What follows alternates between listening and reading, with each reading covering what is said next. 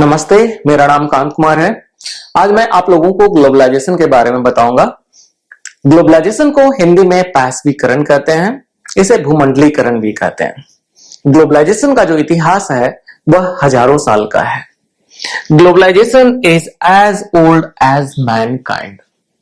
जब से मानव सभ्यता का विकास हुआ तब से ग्लोबलाइजेशन किसी न किसी फॉर्म में समाज में रहा है।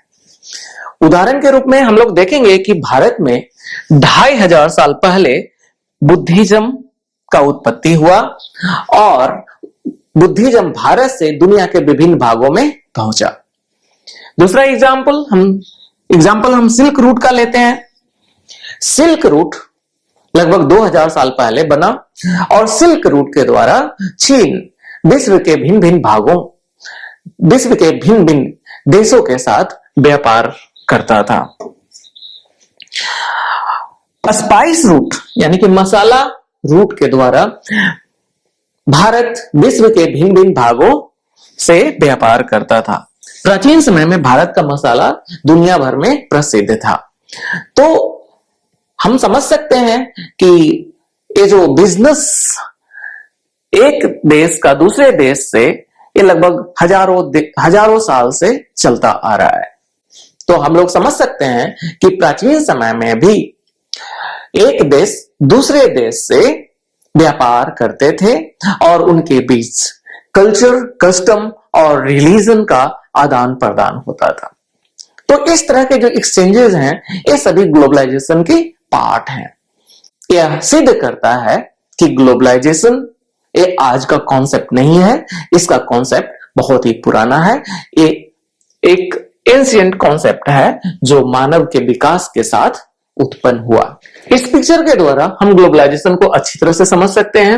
इस पिक्चर में दो प्राचीन रूट को बताया गया है, दो प्राचीनतम व्यापारिक रास्ता को बताया गया है। इसमें एक स्पाइस रूट है। ये स्पाइस रूट जो है ये भारत का दूसरे देशों के साथ व्यापार करने का एक रास्ता था।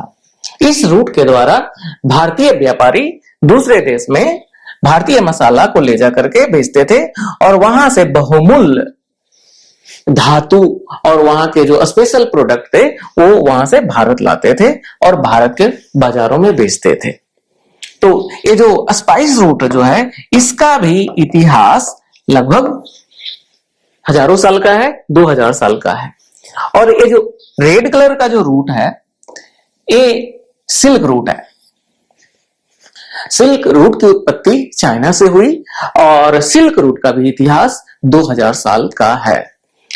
सिल्क रूट के द्वारा चीन दुनिया के भिन्न भागों में सिल्क बेचता था और प्राचीन समय में सिल्क की उत्पत्ति चीन में हुआ और प्राचीन समय में चाइनीज सिल्क का डिमांड पूरे दुनिया में था और उस सिल्क का ट्रेड करने के लिए और दूसरे वस्तुओं को ट्रेड करने के लिए जो चीन ने जो रास्ता बनाया था हजारों साल पहले उसे सिल्क रूट कहते हैं और इसका भी इतिहास लगभग 2200 साल का है।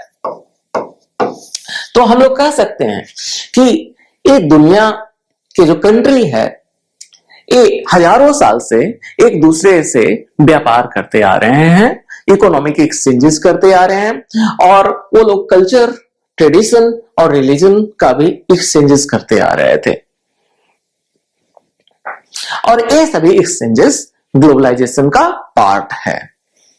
तो ये जो ग्लोबलाइजेशन है ये ग्लोब से बना है। ग्लोब का मतलब पृथ्वी।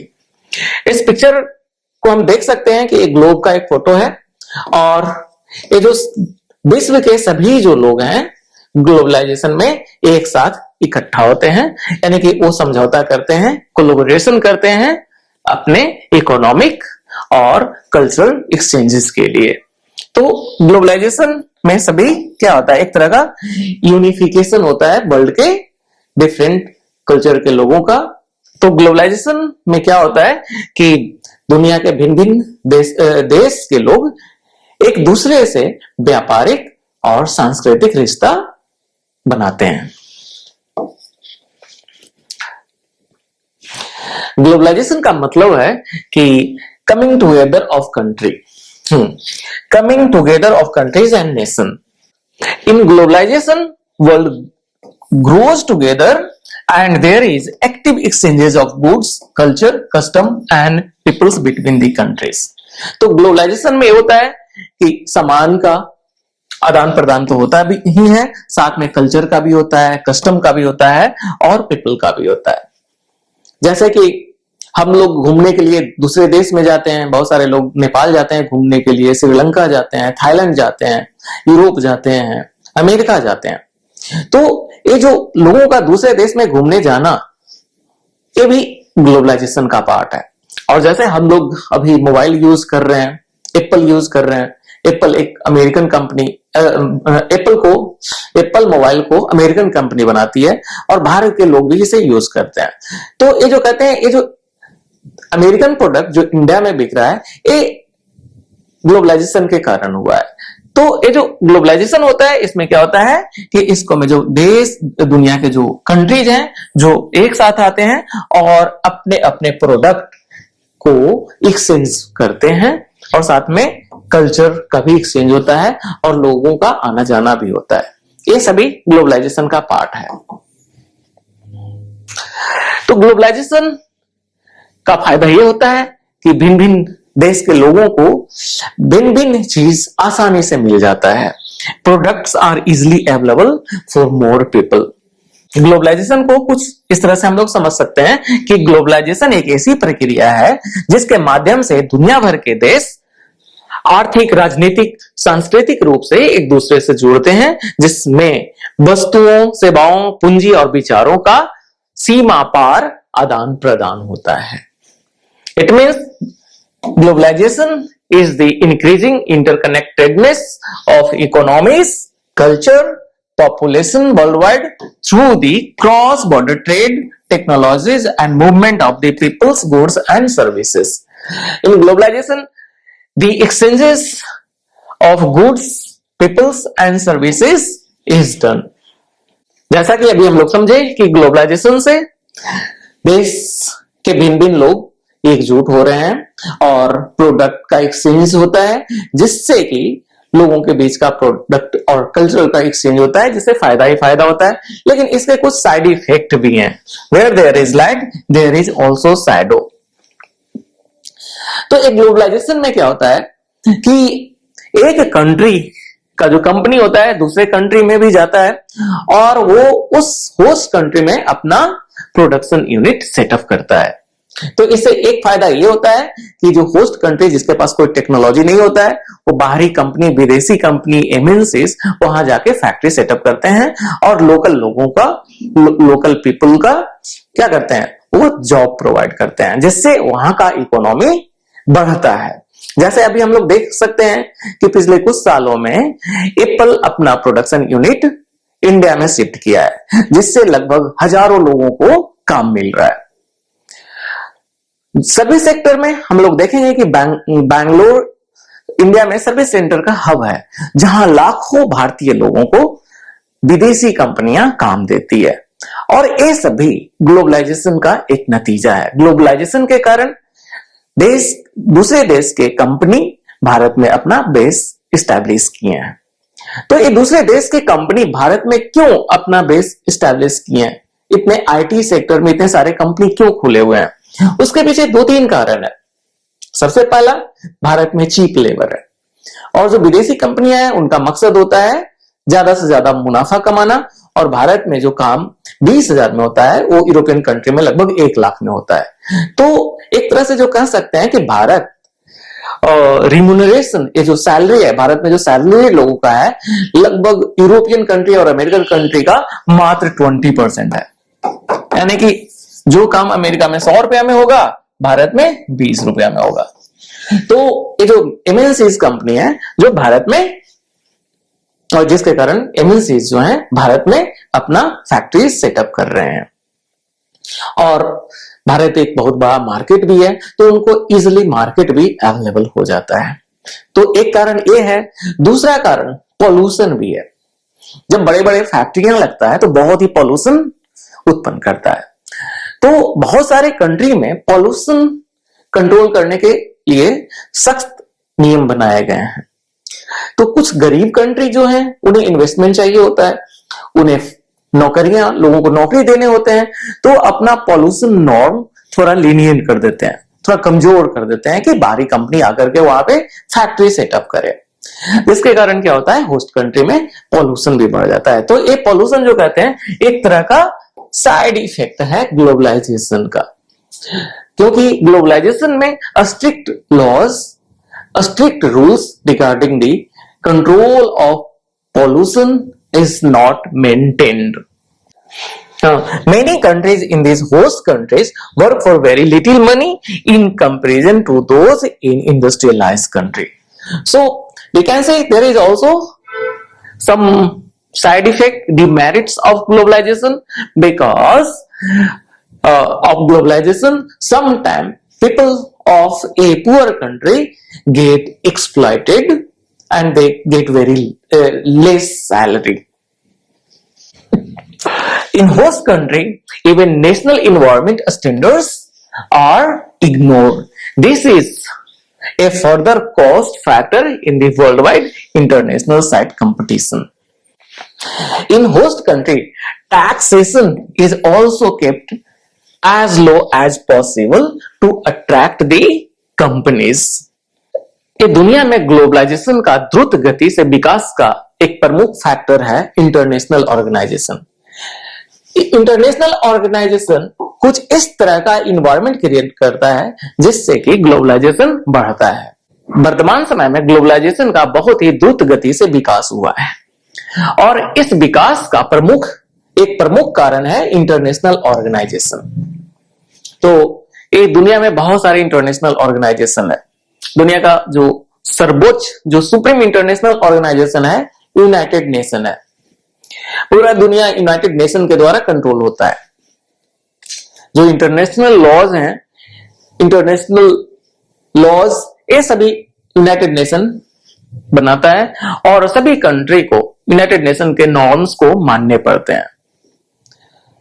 WTO यूनाइटेड नेशन का पार्ट है जो इकोनॉमी वगैरह को देखता है।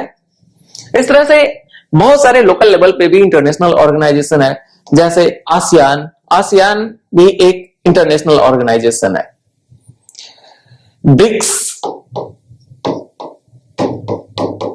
इंटरनेशनल ऑर्गेनाइजेशन है। SCO इंटरनेशनल ऑर्गेनाइजेशन है। G20 इंटरनेशनल ऑर्गेनाइजेशन है। ग्लोबल साउथ इंटरनेशनल ऑर्गेनाइजेशन है। तो इस तरह से बहुत सारे इंटरनेशनल ऑर्गेनाइजेशन जो है ग्लोबलाइजेशन को सपोर्ट करता है, जिससे कि ग्लोबलाइजेशन में विकास हुआ है। ग्लोबलाइजेशन का इतना द्रुत गति से विकास हुआ है। An international organization is an entity established by the countries or the other state to foster cooperation on global issues like security, trade and diplomacy. तो हम लोग समझ सकते हैं कि इंटरनेशनल ऑर्गेनाइजेशन का ग्लोबलाइजेशन के विकास में बहुत ही बड़ा योगदान रहा है। ग्लोबलाइजेशन और इंटरनेशनल ऑर्गेनाइजेशन है, ये बहुत ही डीपली एक दूसरे से कनेक्टेड हैं। Globalisation and international organisations are deeply interconnected. It plays crucial role in managing and shaping the globalization. United Nations, IMF, APEC, SAARC, G20, Global North, Global South, these are the most prominent international organizations of the world. The specification of globalization, इसका जो विशेषता जो है globalisation का है कि ये क्या करता है, ग्लोबलाइजेशन एक प्लेटफॉर्म प्रोवाइड करता है कंट्रीज को, जिससे कंट्री एक दूसरे के नजदीक आते हैं. Globalization provides a platform to countries to come closer and support each other. And in which respect or in which area they support each other in trade, security and the exchanges of cultures. International organisation and globalisation को समझने के लिए हम लोग China का example लेते हैं. China को चाइना का ऑफिशियल नाम पीपल्स रिपब्लिक ऑफ चाइना है, पीपल्स रिपब्लिक ऑफ चाइना, यानी कि पीआरसी। पीआरसी चाइना दोनों एक ही है, ये ऑफिशियल नाम है। पीआरसी 1949 में बना, 1949। जब पीआरसी 1949 में बना तो ये सोशलिस्ट पाथ को अपनाया, समाजवाद को अपनाया और समाजवादी रेगुलेशन कंट्री में इंप्लीमेंट किया। इसका इकोनॉमिक पॉलिसीज भी सोशलिस्ट इकोनॉमिक पॉलिसीज थे, जिसके कारण वर्ल्ड के जो डेमोक्रेटिक कंट्री थे, जो कैपिटलिस्ट कंट्री थे, इससे संधि विच्छेद कर लिए थे। They were not doing business with China, वो चाइना से बिजनेस नहीं कर रहे थे। फिर 1978 ईस्वी में, in 1978, China started reform and opening up. China reform, अपना इकोनॉमिक और पॉलिटिकल पॉलिसीज को रिफॉर्म करना शुरू किया। और जब ये अपना इकोनॉमिक और पॉलिटिकल पॉलिसीज को रिफॉर्म किया तो धीरे धीरे इसका कनेक्शन डेमोक्रेटिक कंट्री से बढ़ता गया। चाइना 2001 ईस्वी में WTO का पार्ट बना। WTO, world trade organisation. World trade organisation United Nation का एक पार्ट है। United Nation is supreme international organisation of the world. जब ये चाइना वर्ल्ड ट्रेड ऑर्गेनाइजेशन का पार्ट बना, चाइना 2001 में $266 बिलियन का प्रोडक्ट का एक्सपोर्ट किया। 2024 में, मात्र 23 साल बाद, चाइना $3.58 ट्रिलियन का प्रोडक्ट एक्सपोर्ट किया। 3.58 ट्रिलियन का मतलब $3,580 बिलियन का प्रोडक्ट को एक्सपोर्ट किया। डॉलर वेन इन 2024 में। और डाटा ये शो कर रहा है कि 2025 में 8% के ग्रोथ से इसका एक्सपोर्ट बढ़ेगा। ये जो ग्लोबलाइजेशन जो है, ग्लोबलाइजेशन के कारण कंट्री का विकास भी होता है, और चाइना एक उदाहरण है, भारत भी एक उदाहरण है। ग्लोबलाइजेशन के कारण ही हम लोग, इंडिया जो है वर्ल्ड का लीडिंग सॉफ्टवेयर एक्सपोर्टर है। India is known for it's service sector. India is also called office of the world. तो यहां हम समझेंगे कि ग्लोबलाइजेशन का एस्पेक्ट्स क्या है, ये कौन कौन सा दिशा में काम करता है, और इसके ड्राइवर्स कौन है, ग्लोबलाइजेशन को कौन बढ़ा रहा है, और इसके इंपैक्ट क्या है। तो इसके जो ग्लोबलाइजेशन के जो की एस्पेक्ट्स हैं वो क्या है, आर्थिक एकीकरण। हाँ, तो एक क्या हो गया, ए इकोनॉमिक इंटीग्रेशन करता है, इससे टेक्नोलॉजिकल एडवांसमेंट भी होता है। जैसा कि अभी हमने बताया था कि बहुत सारे विदेशी कंपनी भारत में अपना हब, अपना बेस इस्टेब्लिश कर रखा है। वहां पे इंडियन इंजीनियर्स उस पे काम करते हैं और उसके टेक्नोलॉजी में एडवांसमेंट लाते हैं। और इसके लिए हमारा बैंगलोर, हैदराबाद बहुत ही फेमस है। कल्चरल एक्सचेंजेस भी होते हैं। हम लोग एक जगह से दूसरे जगह घूमने जाते हैं, भारत के लोग America, Britain, France, Sri Lanka, Nepal, सभी जगह घूमने जाते हैं। जब वो घूमने जाते हैं तो अपना कल्चर वहां पे ले जाते हैं, और वहां के कल्चर को देख करके वहां के कल्चर को भी कुछ फॉर्म, कुछ परसेंटेज वो समझते हैं और वो इंप्लीमेंट करते हैं। वहां जाने के बाद वहां का स्पेशल प्रोडक्ट खरीदेंगे, वहां का कपड़ा खरीदेंगे, उसको पहनेंगे। जैसे कि हम लोग, ये हम कोट पहन रखे हैं, ये वेस्टर्न क्लोथ है, तो हम इंडिया में इसे क्यों पहन रहे हैं, क्योंकि एक कल्चरल एक्सचेंज का पार्ट रहा है। तो इससे क्या होता है, कल्चरल एक्सचेंज, सांस्कृतिक विनिमय होता है, स्प्रेड ऑफ इंफॉर्मेशन होता है। जैसे अभी हम लोग देख रहे हैं कि कुछ भी इंफॉर्मेशन होता है ग्लोबलाइजेशन के कारण पूरे दुनिया में तुरंत छा जाता है। Global supply chain. Global supply chain ये हो गया कि एक जगह का प्रोडक्ट दूसरे जगह पे इजिली अवेलेबल हो जाता है। जैसे कि अभी भारत में आईफोन अपना मैन्युफैक्चरिंग स्टार्ट किया है, तो कुछ पार्ट्स तो इंडिया में बनते हैं, बहुत सारे पार्ट इंडिया में नहीं बनता है, वो दूसरे कंट्री से इंपोर्ट होते हैं। वहां पे कुछ स्पेसिफिक प्रोडक्ट बनते हैं, फिर इंडिया में इंपोर्ट होते हैं। तो ग्लोबलाइजेशन के कारण वो स्पेसिफिक पार्ट का इंपोर्ट आसान हो जाता है। तो ये सभी ग्लोबलाइजेशन के एस्पेक्ट्स हैं, इस पे काम होता है। और इसके ड्राइवर्स कौन है? एक तो टेक्नोलॉजिकल इनोवेशन है, ट्रेड लिबरलाइजेशन होता है। ट्रेड लिबरलाइजेशन के कारण क्या है? ग्लोबलाइजेशन में विकास हो रहा है। इकोनॉमिक पॉलिसीज कंट्री का इकोनॉमिक पॉलिसीज के आधार पर भी एक कंट्री का दूसरे कंट्री के साथ रिलेशन बनता या बिगड़ता है। तो ये जो कहते हैं कि these are the drivers of the globalisation. और ग्लोबलाइजेशन का इंपैक्ट क्या है? इससे सबसे पहले तो इकोनॉमिक बेनिफिट होता है होस्ट कंट्री को, ठीक है ना। इकोनॉमिक एक्सचेंजेस होते हैं, ठीक है ना, और कल्चरल इंपैक्ट भी पड़ता है। तो ये सभी जो कहते हैं कि इसका इंपैक्ट पड़ता है ग्लोबलाइजेशन का। तो अभी हम पिछले कुछ स्लाइडों में समझा कि ग्लोबलाइजेशन के बहुत सारे फायदे हैं, और इसका कुछ नुकसान भी हम बताए थे कि एमएनसी जो होते हैं, मल्टीनेशनल कंपनी होते हैं, वो अपने फायदे के लिए अपना बेस बदल देते हैं, अपना प्रोडक्शन यूनिट किसी दूसरे कंट्री में ले जाते हैं। जब वो अपना प्रोडक्शन यूनिट किसी दूसरे कंट्री में ले जाते हैं तो क्या होता है, वहां लोकल, जहां से वो कंपनी को दूसरी जगह शिफ्ट करते हैं, तो जो लोकल जगह होता है जहां उनका नेटिव प्लेस होता है, वहां पे क्या होता है, जॉब का हानि होता है, जॉब का लॉस होता है।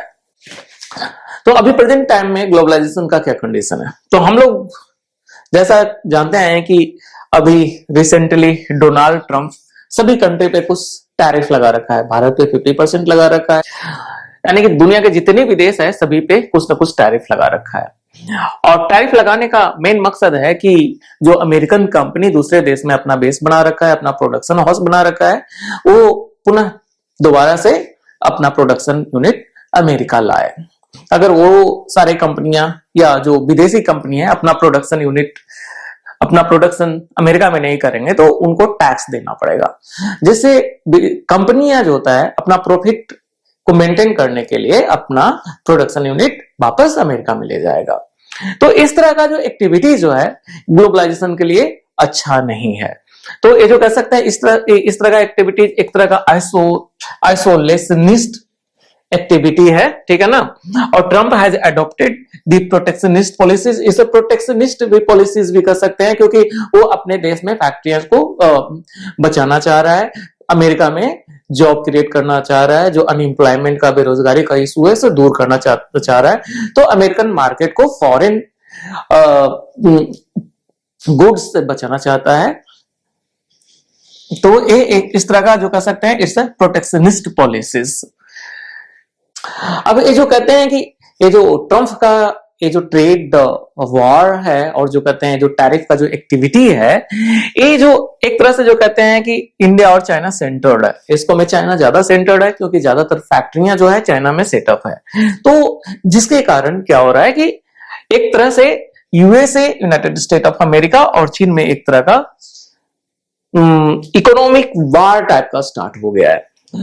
अमेरिका जो है बहुत सारे चाइनीज प्रोडक्ट पे एक्स्ट्रा टैरिफ लगा रहा है, और चाइना के पास रेयर अर्थ मटेरियल है, कुछ स्पेशल टेक्नोलॉजीज है, कुछ मिनरल्स हैं, जिसका चाइना कंट्रोल करता है, वह चाइना जिसे चाइना अमेरिका को नहीं बेच रहा है, जिससे कि एक तरह का इकोनॉमिक इम्बैलेंस हो गया है। एक तरह का जो बैलेंस जो था वो बैलेंस बिगड़ रहा है, जो इक्विलिब्रियम जो है वो खराब हो रहा है इकोनॉमिक फील्ड में, economic aspects which is harming the globalization। तो ये जो कहते हैं कि ग्लोबलाइजेशन से क्या है, इसको में तो बहुत सारे विनर्स उत्पन्न हुए हैं और बहुत सारे लूजर्स भी बने हैं। तो ये जो प्रेजेंट टाइम का जो ग्लोबलाइजेशन है, जो पिछले जो कहते हैं 50 साल का जो ग्लोबलाइजेशन होता है, ये ग्लोबलाइजेशन का जो कंडीशन देखेंगे तो इसको में सबसे बड़ा विनर जो है ये चाइना है, ठीक है ना। और भी बहुत सारे कंट्री में जहां प्रोडक्शन खत्म हो गया, जहां से कंपनी भाग गए, वो लूजर हैं। ब्रिटेन जो है अपना सामान को बेचने के लिए भारत को मार्केट के रूप में देखा और यहाँ से मिनरल्स वगैरह जो था, जो कच्चे माल थे, यहाँ से ब्रिटेन इंपोर्ट करता था, फिर रिफाइंड सामान यहाँ पे बेचता था। और यहाँ का जो मतलब यहाँ के जो गरीब लोग थे उन्हें फोर्सफुली दूसरे जगह पे भेजा जाता था काम करने के लिए। तो एक तरह का जो कह सकते हैं दैट टाइम was also एक globalisation, a kind of globalisation period. तो ये जो कह सकते हैं कि इसमें हाँ अफ्रीका का कंडीशन ले लेते हैं, तो अफ्रीका में स्लेव का ट्रेड होता था, गुलामों का ट्रेड होता था, आदमी लोगों का ट्रेड होता था, उसका आदमी का खरीद बिक्री होता था। तो ये सभी एक तरह का ग्लोबलाइजेशन का ही पार्ट रहा है। तो from the slave trade of the 18th century में स्लेव ट्रेड हुआ करता था, तो displaced factory workers in American Midwest in the 20th century. अभी 20th सेंचुरी में बहुत सारे ये जो अमेरिकन वर्कर्स थे, यानी कि कंपनी भाग गई, कंपनी चली गई, कंपनी बंद हो गए, तो बहुत सारे वर्कर को डिस्प्लेस्ड करना पड़ा। तो ये जो कह सकते हैं कि इसका ग्लोबलाइजेशन का इंपैक्ट पड़ा है, बहुत सारे कंट्री को इससे हानि भी हुआ है। तो ग्लोबलाइजेशन को समझने के लिए हम देखेंगे कि ए मॉडर्न टाइम का जो ग्लोबलाइजेशन है इसका राइज कब से होना स्टार्ट हुआ। तो ये मॉडर्न टाइम का जो ग्लोबलाइजेशन है ये 16th सेंचुरी से माना जाता है। और there are 3 models on which globalisation has been shaped in modern time. ये जो 3 इसके मॉडल्स हैं, एक है फ्रेंच मॉडल, दूसरा है ब्रिटिश मॉडल एंड तीसरा है यूएस मॉडल। ये जो फ्रेंच मॉडल ग्लोबलाइजेशन था ये सबसे ज्यादा किसी चीज पे फोकस करता था, वो मर्केंटिलिज्म पे और मनी पे। By the 16th century, France had emerged as the strongest power of Europe, and it was the French who developed the first overarching theory of how the global economy could work in their favor. ये जो एक तरह से जो कह सकते हैं ये मॉडल कुछ इस वे में बनाया गया, इस तरह से डिजाइन किया जिससे कि फ्रेंच इकोनॉमी को फायदा हो, और ये मर्केंटलिज्म पे आधारित था। और ये मर्केंटलिज्म आखिर है क्या? तो ये जो मर्केंटलिज्म जो कहते हैं कि ये एक प्रकार का इकोनॉमिक सिस्टम है जिसमें ये जो नेशनलिस्ट इकोनॉमी है, इकोनॉमिक पॉलिसी है, वो ज्यादा इंफेसाइज करता है एक्सपोर्ट पे अदर देन द इंपोर्ट। तो इसका मेन मकसद होता है कि ज्यादा से ज्यादा अपना प्रोडक्ट को दूसरे कंट्री में एक्सपोर्ट करें और वहां का वेल्थ को एक्वायर करें। ये इंपोर्ट को डिसवेड करता है, इंपोर्ट को एक ज्यादा वैल्यू नहीं देता है। कौन? ये फ्रेंच मॉडल। और मर्केंटलिज्म जो है इस थ्योरी पे काम करता है। मर्केंटलिज्म को यहां से बेटर वे में समझ सकते हैं, तो यहां देखेंगे कि मर्केंटलिज्म में क्या होता है।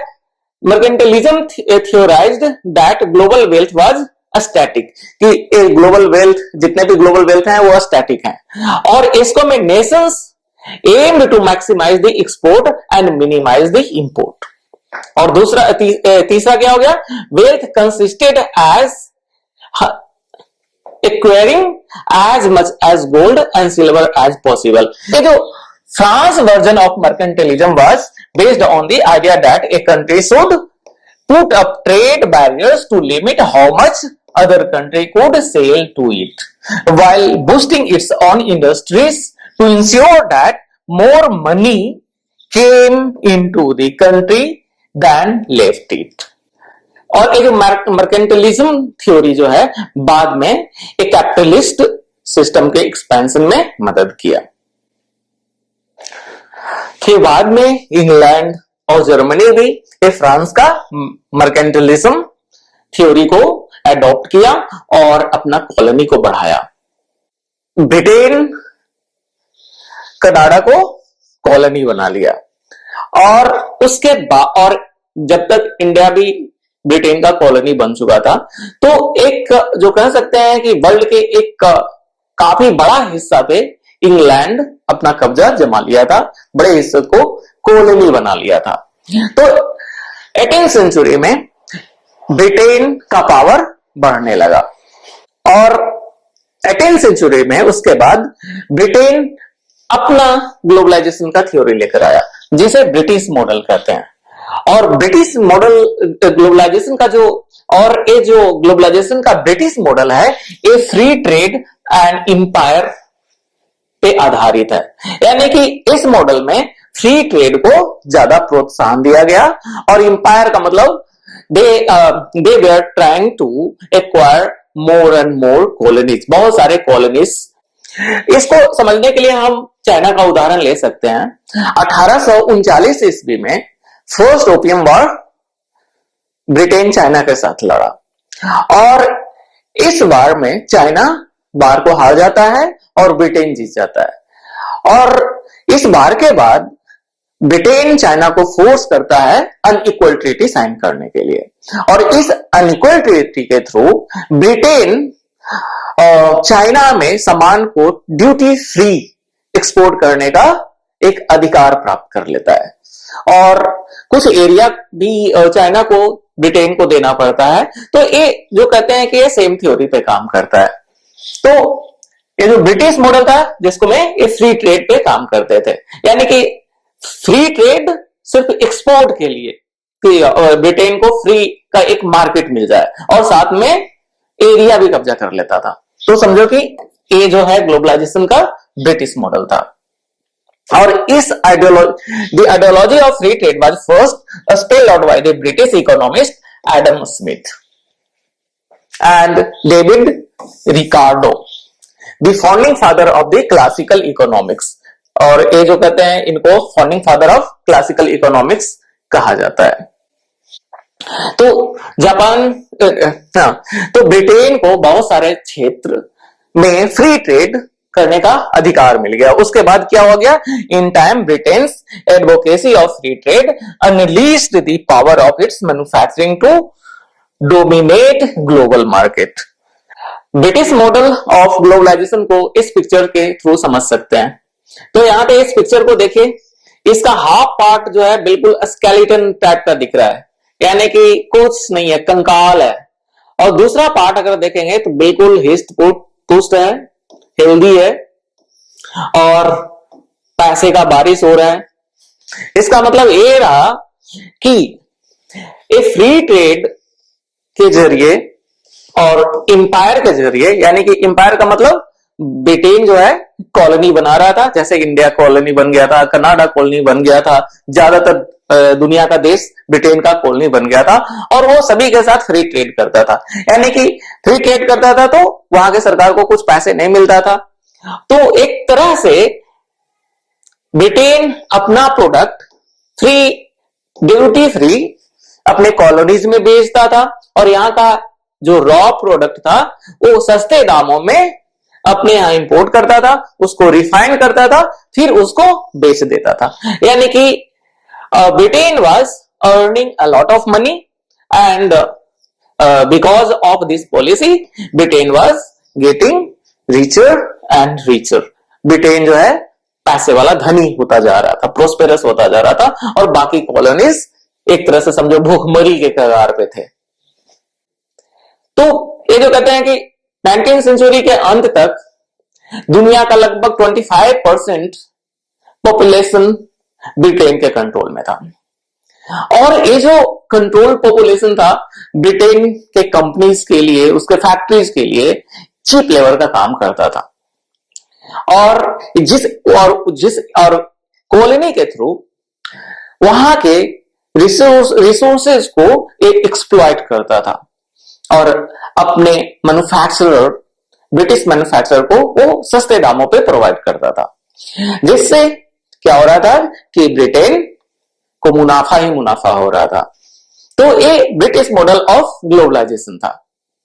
तो ये कह सकते हैं कि ये जो मेथड था, इस मेथड में ब्रिटेन जो है लगभग सैकड़ों सालों तक एक तरह का पूरे वर्ल्ड में डोमिनेट किया। तो अब यूएस मॉडल पे आ जाते हैं। तो ये जो यूएस मॉडल जो था, यूएस मॉडल ऑफ ग्लोबलाइजेशन था, ये प्रोटेक्शनिज्म और नियोलिबरलिज्म पे आधारित था। तो ये यूएस को एक प्रोटेक्शनिस्ट मेजर क्यों अपनाने पड़े?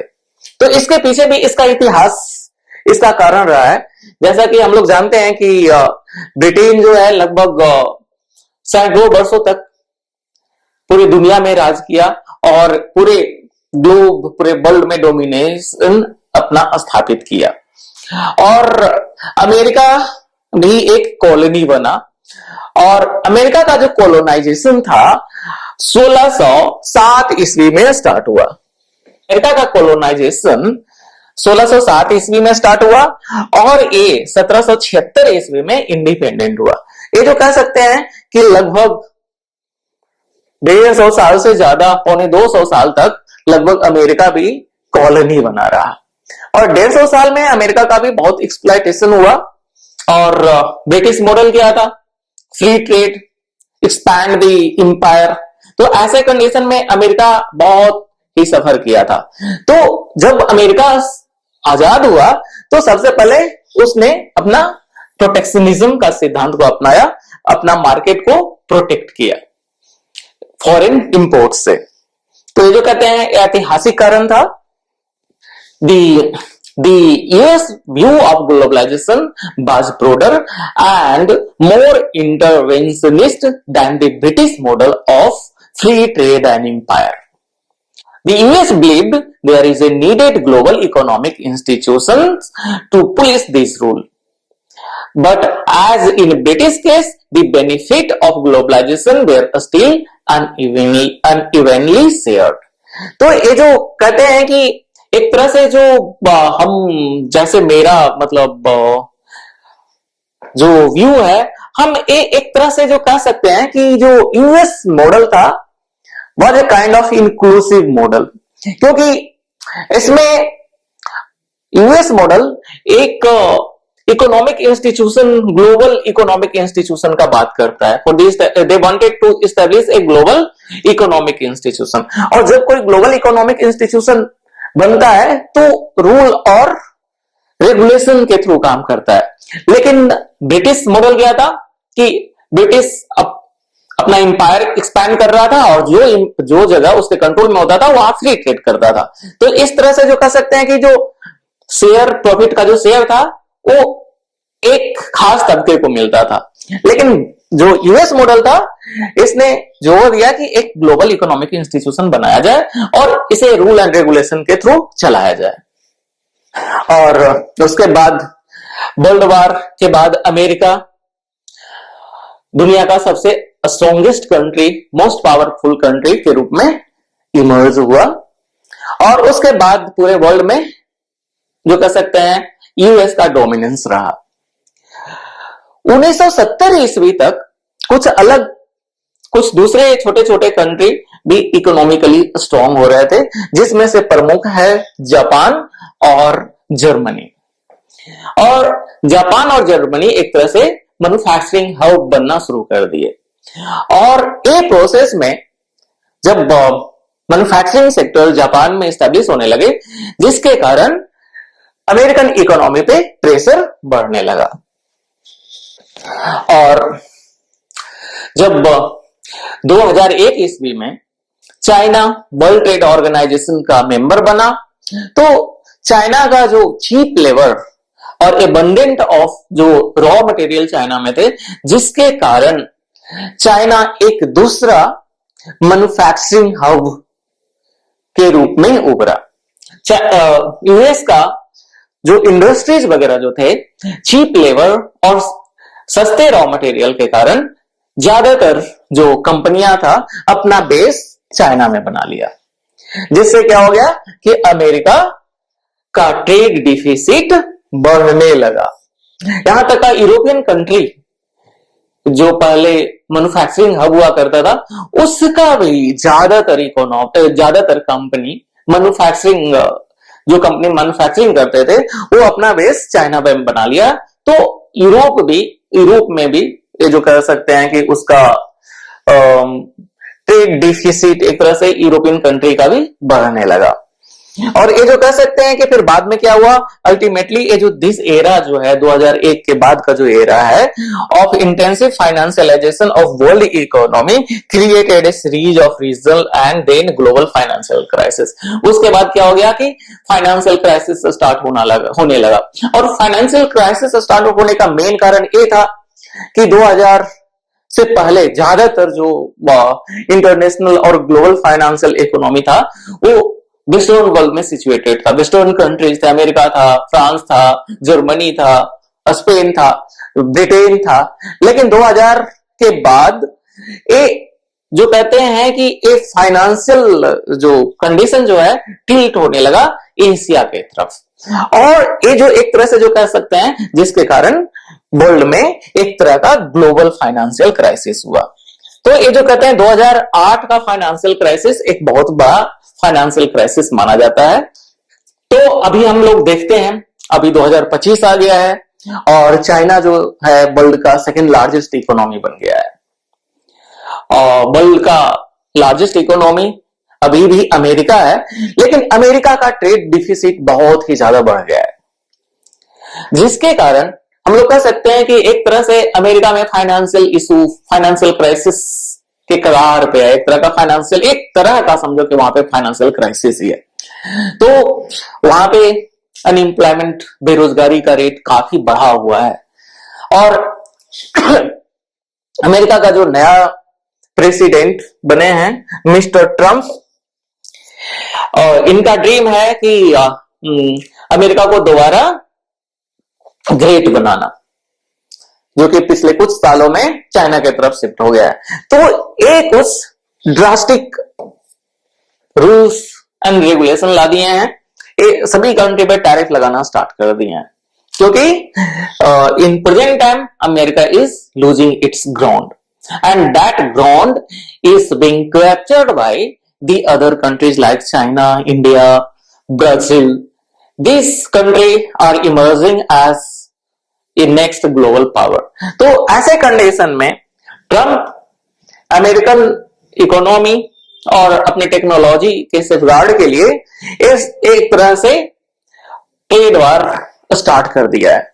तो ये जो कह सकते हैं, और ये जो एरा है, जैसे अमेरिका बहुत बार जो फर्स्ट टर्म डोनाल्ड ट्रम्प का था, उसमें ये बहुत सारे जो इंटरनेशनल ऑर्गेनाइजेशन था उससे ये पीछे भी हटा है, बहुत सारे एग्रीमेंट थे उससे भी ये पीछे हटा है। और जो इंटरनेशनल ऑर्गेनाइजेशन में जो पैसे दिए जाते हैं उसका भी फंड, जो फंड इंटरनेशनल ऑर्गेनाइजेशन में जो फंड दिए जाते हैं वहां भी फंड कट किया है। तो एक तरह से जो कह सकते हैं कि ये जो पहले ये जो वर्ल्ड था अमेरिकन डोमिनेटेड था, लेकिन अभी जो कह सकते हैं कि ये जो नया वर्ल्ड क्रिएट हो रहा है, ये जो नया मतलब जो अभी कहेंगे कि ये एक तरह का मल्टीपोलर वर्ल्ड बनना स्टार्ट हुआ है। मल्टीपोलर वर्ल्ड में बहुत सारे इकोनॉमिक पावर इमर्ज हुए हैं, जिसको में से चाइना एक है, इंडिया है, ब्राजील है, जापान है, सिंगापुर है। तो इस तरह का जो कह सकते हैं कि एक तरह का मल्टीपोलर वर्ल्ड का एक मल्टीपोलर वर्ल्ड बनना स्टार्ट हो गया है, जिसके कारण अमेरिका का डोमिनेंस कम हुआ है। तो इस पीरियड, ये जो पीरियड को कहते हैं कि जिसमें अमेरिका का डोमिनेंस कम हुआ है, उसको पोस्ट अमेरिकन वर्ल्ड भी कहते हैं। पोस्ट अमेरिकन वर्ल्ड, हाँ, the post-American world refers to an international era in which the United States is no longer the single dominant global superpower, but rather one of the several major power alongside rising nations like China, India, Brazil. This concept does not necessarily imply American decline, but rather the rise of the rest. मतलब ये जो post American world कहते हैं, इसका मतलब ये नहीं है कि अमेरिका डिक्लाइन पे है। इसका मतलब America will hold its position, America अपना पोजीशन मेंटेन करेगा, लेकिन साथ में कुछ दूसरे नेशन भी इमर्ज करेंगे, राइज करेंगे। तो उनका जो कहते हैं ग्लोबल प्लेटफॉर्म पे America have to share the power. तो एक पोस्ट अमेरिकन वर्ल्ड को समझने के लिए एक ट्रम्प पॉलिसीज के बारे में भी जरा देख लेते हैं। Making a bad situation more dangerous, तो इसका मतलब ये हो गया कि ये जो टैरिफ बार जो स्टार्ट हुआ है, कि ऑलरेडी तो फाइनेंशियल क्राइसिस से कंट्री गुजर ही रहा था पोस्ट कोविड, और ये जो ट्रेड वार जो है एक तरह से जो कहते हैं सिचुएशन को ज्यादा ही वर्स बना दिया। जैसे 2019 के बाद अगर हम देखेंगे तो ज्यादातर सामानों का दाम 2 से 3 गुना बढ़ गया है, दवा का दाम तो 3 क्या 5 गुना बढ़ गया है। तो ऐसे कंडीशन में जब ट्रेड वार होगा तो ये जो कहते हैं सिचुएशन और भी बद से बदतर होगा। हाँ, तो अभी क्या देखेंगे कि अभी ज्यादातर जो स्टेट्स हैं, जो कंट्रीज है, दे आर बिकमिंग प्रोटेक्शनिस्ट। तो इस तरह का जो ट्रेड वार होगा तो इसमें क्या होगा, प्रोटेक्शनिज्म बढ़ेगा। और जनरली कोई भी इंडस्ट्री को सपोर्ट करने के लिए गवर्नमेंट का सपोर्ट बहुत ही जरूरी होता है। और ये इस तरह का कंडीशन जब स्टार्ट होगा तो इसमें क्या होगा कि state will start controlling the industry. इसमें state will try to give more fund to selected areas. It will give fund to chosen industries. It means, अभी एग्जाम्पल के थ्रू देख लेते हैं कि अमेरिका जो देश एग्री हो चुका है कि वो अमेरिका में अपना प्रोडक्ट का मैन्युफैक्चरिंग करेगा, उस पर कम टैरिफ लगाया है। तो ऐसे कंडीशन में क्या होगा, और जो कंपनी दूसरे देश में अपना सामान को मैन्युफैक्चरिंग करेगा और जापान और दूसरे कंट्री में अपना सामान का मैन्युफैक्चरिंग करेगा और वो अमेरिका में बेचेगा, तो उसको हायर टैक्स देने पड़ेंगे। तो कुछ कंपनियां हैं जो अमेरिका में सामान बनाएगा उसके लिए क्या होगा, ये विन विन कंडीशन होगा। तो ऐसे कंडीशन में जो कहते हैं ये जो मल्टीनेशनल कंपनीज, तो ऐसे कंडीशन में क्या होगा, ये जो मल्टीनेशनल कंपनीज जो है और जो कॉर्पोरेशंस जो है, दैट विल सफर। और ऐसे इसका फिर रिजल्ट क्या होगा, ये जो मल्टीनेशनल कंपनीज है, they will be force to sort and supply chain, वो सप्लाई चेन को सॉर्ट करेगा and will align with the national policies and priorities which will square whole global economy. जो कहते हैं कि जिससे पूरे ग्लोबल इकोनॉमी पे प्रभाव पड़ेगा। The consequences in future are very unlikely to restore the US economy to its previous dominant position. ये तो एक तरह से जो कर सकते हैं, बहुत सारे नेशन राइज कर रहे हैं, ऐसे कंडीशन में अमेरिका बहुत सारा टैरिफ लगाएगा, पॉलिसीज चेंज करेगा, लेकिन इससे कुछ ज्यादा उसको फायदा नहीं होने वाला है, क्योंकि other country will also do the same thing. तो we cannot say that America will again establish the same dominant position at global platform which America was enjoying 30 or 40 years back. तो हम लोग ये कह सकते हैं कि ये जो प्रेजेंट का जो कंडीशन है, ये एक नया वर्ल्ड ऑर्डर क्रिएट करेगा। हाँ, तो एक्सपर्ट्स जो बोलते हैं जनरली क्या होता है, तो बहुत सारे एक्सपर्ट का जो राय है वो जो बोलते हैं कि ओल्ड मॉडल अब काम नहीं करेगा, ठीक है ना, क्योंकि वर्ल्ड सिचुएशन बदल गया है। पहले क्या होता था कि America was the sole super power of the world, और अभी का क्या कंडीशन है कि प्रेजेंट टाइम जो कहते हैं China is known for its economy, China is known as the world factory of the world. ये जो कहते हैं कि ये सेम मॉडल आगे ये वायबल नहीं है, there is going to be change, ठीक है ना। अगर ये जो कह सकते हैं कि अगर कोई कंट्री ये चाहे कि they need the security umbrella from America, then it's not only just about the security agreement, the present condition will force that country to also align economically with America.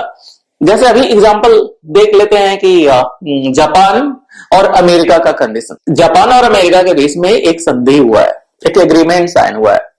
इस एग्रीमेंट के through ये कहा गया है कि अगर कोई country Japan पे पहले अटैक करता है तो वैसे कंडीशन में जापान के प्रोटेक्शन के लिए अमेरिकन अपना आर्मी भेजेगा। America will fight the war along with Japan. तो ये जो कहते हैं ये एक तरह का सिक्योरिटी अम्ब्रेला किसका है, अमेरिका का है। तो लेकिन अभी के जो कंडीशन जो चेंज हुए हैं, इसको मैं अगर कोई कंट्री कहे कि नहीं भाई हमें तो अमेरिका का सिक्योरिटी चाहिए, तो ये सिर्फ सिक्योरिटी से तक ही अलाइनमेंट नहीं है, ये अलग सिक्योरिटी के अलावा उनको फाइनेंशियल अलाइनमेंट भी और एग्रीमेंट भी उनसे करने पड़ेंगे। तो इसको में हम ये समझ सकते हैं कि अभी प्रेजेंट टाइम में after corona the countries are defining the definition of national security in other way which is far beyond the defense। Example के रूप में देख लेते हैं कि चाइना ने रेयर अर्थ मटेरियल को इंडिया को एक्सपोर्ट करना बंद कर दिया। तो इससे क्या हुआ कि हमारे बहुत सारे इंडस्ट्रीज एक तरह से बंद होने के कगार पे आ गए। तो ये एक तरह का कह सकते हैं कि it's also a security concern. अभी जो कह सकते हैं high tariff on to protect US job, US में नौकरी बचाने के लिए यूएस गवर्नमेंट बहुत ज्यादा टैक्स लगा दिया इंपोर्टेड गुड्स पे। तो और जो कह सकते हैं और क्या किया उसने, लाखों लोगों को जो इमिग्रेंट थे उनको अमेरिका से खदेड़ दिया गया, उनको वीजा नहीं दिया गया, ठीक है ना। Dismantling the protection for minorities by opposing DEI। ये जो कहते हैं पहले माइनॉरिटीज को प्रोटेक्शन दिया जाता था उसको अपोज किया गया, ठीक है ना। तो ये जो इस तरह का जो प्रोग्राम चलाया गया है, ठीक है ना, तो ये सभी से क्या है कि इसका कुछ निगेटिव इंपैक्ट पड़ेगा। हम कुछ इस तरह से भी समझ सकते हैं कि ये जो ट्रंप 2 यानी कि ट्रंप का जो सेकेंड इनिंग रहा है, ये एक तरह से मर्केंटलिस्ट जो थ्योरी हम बिगिनिंग में पढ़े थे उससे मेल खाता है, ठीक है ना। We have seen a return of the mercantilist point of view of reminiscent of France in the 17th and 18th century. Trump का जो सेकेंड टर्म है ये जो कह सकते हैं कि ये फ्रांस के मर्केंटलिस्ट थ्योरी से मेल खाता है। हाँ, तो ग्लोबलाइजेशन को कुछ हम इस तरह से मतलब इसका सार निकाल सकते हैं कि ये जो आफ्टर पैंडेमिक, ये कोरोना के बाद जो कहते हैं globalisation experienced a significant setback. Globalisation का जो आइडिया था इसको में बहुत बड़ा सेटबैक लगा है क्योंकि पैंडेमिक के टाइम में ये जो सप्लाई चेन डिसरप्ट हुआ था और वो सप्लाई चेन डिसरप्शन के कारण बहुत सारे कंट्री को इसेंशियल गुड्स और लाइफ सेविंग ड्रग्स का स्कार्सिटी हुआ था और जो कि एक तरह का बहुत ही बड़ा क्राइसिस के रूप में माना जाता है। और जो कहते हैं उसके बाद क्या हुआ कि उससे नेशनलिज्म, कंट्री में नेशनलिज्म का भावना बढ़ा और प्रोटेक्शनिज्म का जो कॉन्सेप्ट है इसको में भी उछाल आया। और उस समय जो मल्टीनेशनल ऑर्गेनाइजेशन थे वो भी कुछ अच्छा नहीं किया, they did not work in A proper manner. तो उस समय मल्टीनेशनल और मल्टीलेटरल इंस्टीट्यूशन था वो भी कमजोर हुआ, उसके कॉन्सेप्ट भी कमजोर हुए और countries are rushing to strengthen their own national level supply chain. और अभी ये जो क्या कर रहे हैं कि जितने भी कंट्री हैं अपना खुद का सप्लाई चेन बनाने में जुटा हुआ है और they have become very protectionist. The world will experience some calibration in economic engagement. और अभी जितने भी अगर दुनिया का सारे इकोनॉमिक को देखेंगे कि they are calibrating their relation with the other country in the economic engagement. On the other side, it will also experience mixed model of connectedness among the countries। ये जो कहते हैं कि the countries are connecting with the other country, but they have changed in the approach। The digital connection will further bring the people to the global closure। अभी जो कहते हैं digital connection ज्यादा हो रहा है, लोग इंटरनेट के थ्रू एक दूसरे से ज्यादा कांटेक्ट में है। तो ये जो कहते हैं कि some other means is going to be developed and which will strengthen the globalization in some other way। Diverse culture and diverse custom of the countries will attract them and which will result in emergence of new generation of more resilient people and masses।